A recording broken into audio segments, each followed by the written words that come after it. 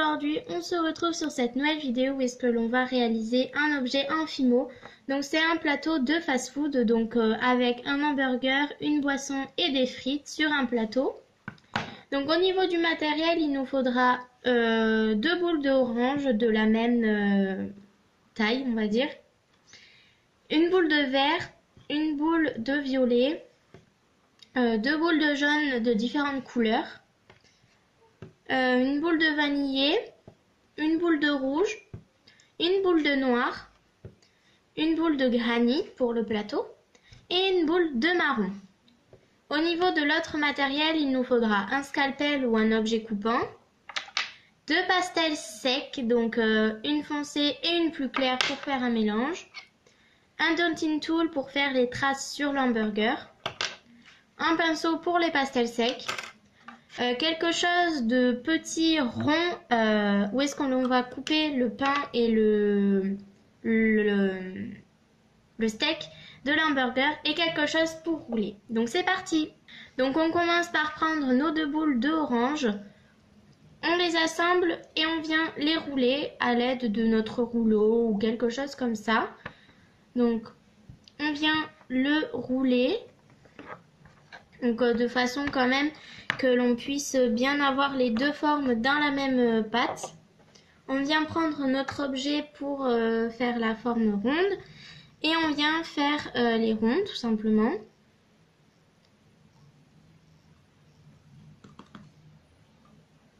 Donc comme ceci. Donc ça peut être le haut ou le bas comme vous souhaitez, soit vous pouvez faire un côté plus bombé ou un côté plus lisse pour le bas, etc. Une fois que j'ai réalisé tout ça, je viens bien enlever les faux détails, on va dire, enfin les trucs pas beaux sur la pâte, donc la pâte en trop, etc. Une fois que j'ai ça, je viens prendre ma pâte marron que je viens également étaler. Donc comme ceci, donc je l'étale de façon quand même qu'elle ne soit pas trop fine ni trop épaisse. Donc comme ça c'est suffisant. Et je viens faire mon cercle également dedans. Je le mets de côté avec le pain. Une fois que j'ai terminé ça, je vais me munir de ma pâte verte pour faire la salade. Donc je viens étaler ma pâte également. Donc cette pâte, je ne sais pas pourquoi, mais elle est un peu effritée. Enfin, on dirait qu'elle s'effrite un petit peu. Donc moi, je vous conseille de bien la malaxer. Donc c'est de la Fimo soft. Et elle est vraiment bien cette Fimo là. Mais quelquefois, les pâtes sont un peu, voilà, cassantes, on va dire. Comme là. Donc du coup, je vais me prendre le morceau qui est le mieux. Donc je viens faire le cercle. Une fois que j'ai mon cercle, je le conserve de côté et nous allons faire les détails juste après. Une fois que j'ai fini tout ça, je viens prendre mon jaune le plus foncé que j'ai. Donc moi c'est celui-ci. Voilà. Je viens l'étaler. Comme ceci. Donc là il le faut bien fin par contre. C'est pas quelque chose où il le faut trop épais ou trop... Je viens l'étaler vraiment finement. Une fois que j'ai obtenu le détail que je souhaitais, je viens faire le cercle et nous allons faire les détails juste après comme pour la salade. Donc je le conserve de côté avec les autres. Et donc maintenant nous allons assembler notre hamburger. Donc moi je considère que celle-ci c'est la partie du haut. Donc voilà. Et celle-ci, la partie du bas, car elle n'est pas trop bombée comme l'autre.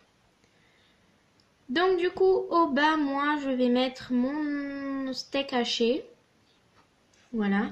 Donc j'essaye qu'en fait, il soit bien pareil, la même taille que le pain. Ensuite, je vais prendre mon fromage. Et donc je vais venir faire les détails. Donc je viens un peu l'agrandir avec mes doigts. Voilà, comme ceci.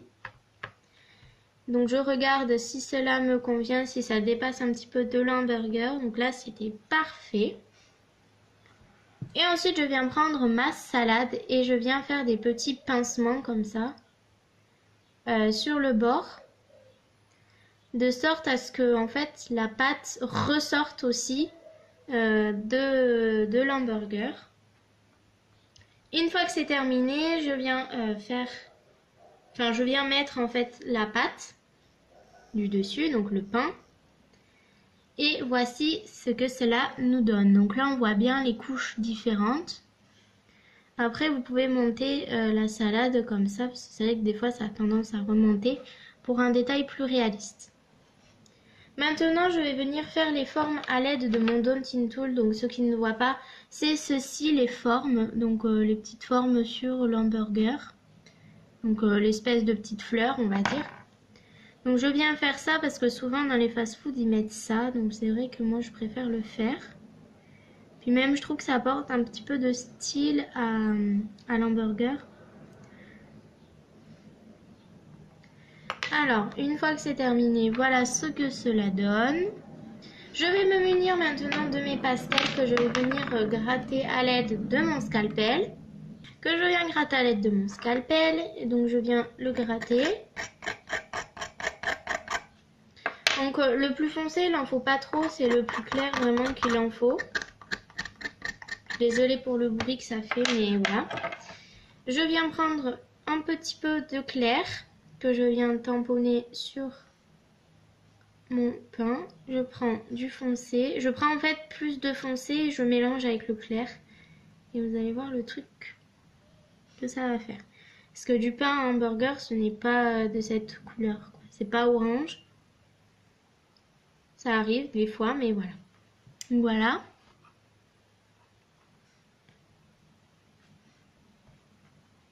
Alors, je ne sais pas si vous voyez très bien. En fait, ça commence à foncir.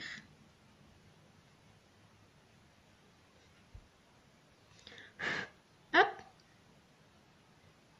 Et je viens faire le dessous également pour pas que ça choque trop en fait, que ça fasse celle-là elle est moins foncée que l'autre. Donc voilà.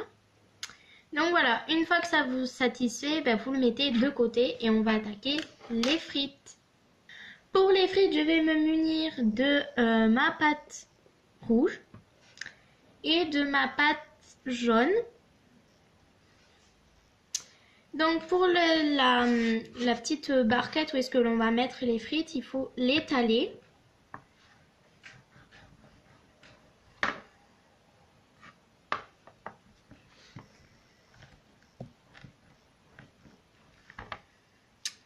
Donc faut pas trop l'étaler épais. Faut qu'elle soit plutôt fine, mais pas trop non plus pour pas qu'elle se casse. Donc une fois que j'ai ça, je viens faire une forme en fait un peu rectangulaire. Mais un rectangle assez grand. Parce qu'après il faut savoir que l'on va le plier. Donc une fois que j'ai cette forme là, et ben je vois. Donc je la décolle déjà. Et en fait il faut faire un pliage comme ça un peu. Hop. On plie comme ça. Bon là vous voyez c'est un peu trop grand quand même. Donc moi je vais couper. Hop.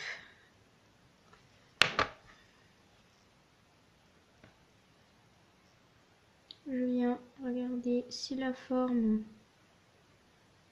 me convient.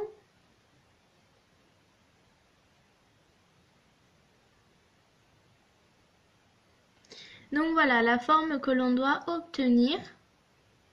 Maintenant pour les frites, on va venir prendre notre pâte jaune que l'on va venir faire un boudin.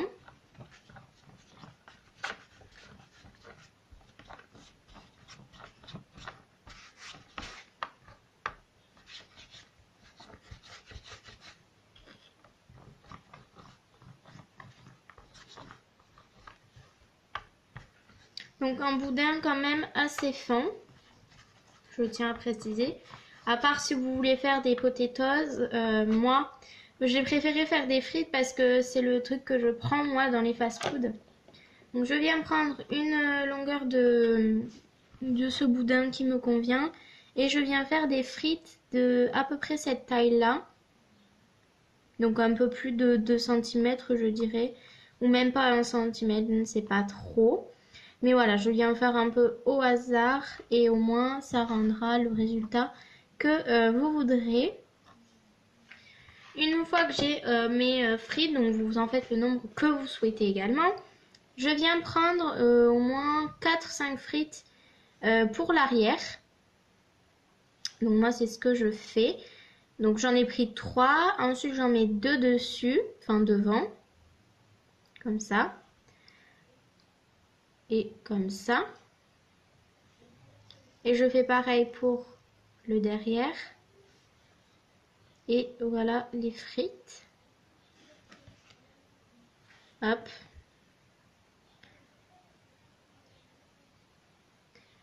Donc voilà ce que cela doit donner. Donc hop, moi je les écarte un petit peu quand même parce que voilà. Donc voilà ce que cela donne.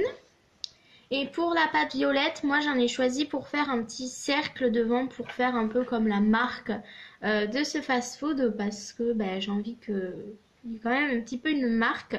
Donc cette marque n'existe pas bien évidemment, c'est juste un peu de déco en fait on va dire sur ce petit pot de frites. Donc moi je fais un petit cercle et je viens le coller comme ceci. Et donc voilà à quoi ça ressemble les frites. Donc on la met de côté également. Et on va attaquer la boisson. Donc pour la boisson il nous faut du rouge et du vanillé et du jaune plus clair que les frites et le fromage de l'hamburger.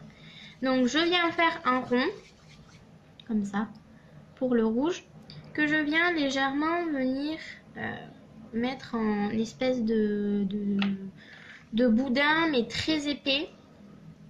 Donc je fais la taille qui me convient. Après, faut pas que ça soit trop épais. Donc je viens couper la taille qui me convient. Donc comme ceci. Moi c'est cette taille là que j'ai choisie parce que je la trouve pas mal quoi. Parce que c'est vraiment quelque chose de pas très grand. Donc voilà, on va prendre notre pain de vanillé. Donc je viens la malaxer bien. Pour vraiment qu'elle soit bien molle. Comme ceci. Une fois que c'est terminé, je viens faire une boule que j'aplatis avec ma main, enfin avec mes doigts, et je viens l'étaler un petit peu par la suite avec mon rouleau. Je viens positionner ma pâte comme ceci et je viens faire la taille en fait de du haut en fait pour faire la petite capsule transparente. Donc voilà. Donc moi j'ai choisi de la faire avec cette couleur là parce que j'avais plus de blanc en fait, voilà, j'avais plus de blanc. Et du coup j'ai préféré mettre cette couleur-ci. Pour quand même que ça choque pas trop parce que j'allais pas mettre du violet ou du truc comme ça. Enfin voilà, après j'ai vraiment pris des couleurs que ça y ressemble un petit peu. Une fois que j'ai la forme en fait du truc blanc, enfin du truc de la petite truc au-dessus de la bouteille avec la boisson, et je viens tout simplement mettre la paille. Donc je prends la pâte plus claire que l'autre. Je viens faire un boudin assez fin, pas trop épais mais pas trop fin non plus. Hop, je viens prendre quand même un assez grand bout comme ceci, que je viens pencher vers l'avant pour faire la forme de la paille. Et ensuite je viens supprimer ce qu'il y a en trop pour pas en fait, parce que moi je n'ai pas fait de trou pour la placer dedans. Je l'ai juste posé comme ça pour que ça rende plus joli. Et pour faire plus de détails, vous pouvez faire le truc, les petits cercles autour pour faire un peu de déco également. Donc voici pour la boisson. Maintenant on va passer au plateau. Donc je vais avoir besoin de mon granit et un petit peu de noir. Donc ma boule de granit, je prends pas tout, voilà, faut pas tout prendre, faut en prendre un tout petit peu. Et je viens le mélanger avec un tout petit peu de noir également. Donc je viens malaxer tout ça. Une fois que j'ai fini de bien malaxer ma pâte, je viens l'étaler. Donc pas trop fin ni trop épais comme tout à l'heure. Donc j'ai fait un effet marbré pour que ça fasse un peu plus joli quand même. Donc il faut quand même que le truc soit assez grand. Une fois que j'ai fait que j'ai étalé la pâte, je viens faire la forme donc de mon plateau, donc soit rectangulaire ou rond, comme vous le souhaitez en fait. Hop. Après, il faut quand même que ça soit assez réaliste. Donc, faut pas trop couper, faut pas trop faire après de choses un peu fantaisie, on va dire. Une fois que j'ai fait la forme de mon plateau, je viens vérifier que tout passe sur mon plateau.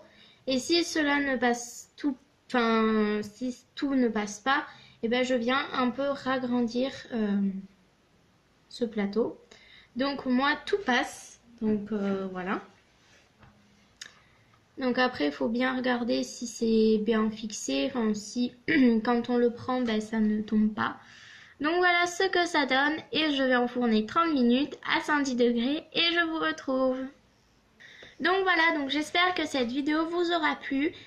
Dites-moi dans les commentaires si vous en voulez d'autres, des tutos Fimo comme ça, parce que je sais pas si ça vous plaît ou si ça vous plaît pas trop. N'hésitez pas à me mettre des idées si ça vous plaît. Si ça vous plaît moins, ben mettez-moi des idées de vidéos que je pourrais réaliser qui vous plaira et qui vous aidera peut-être à les réaliser également vous. Et donc moi je vous dis à la prochaine. Bye!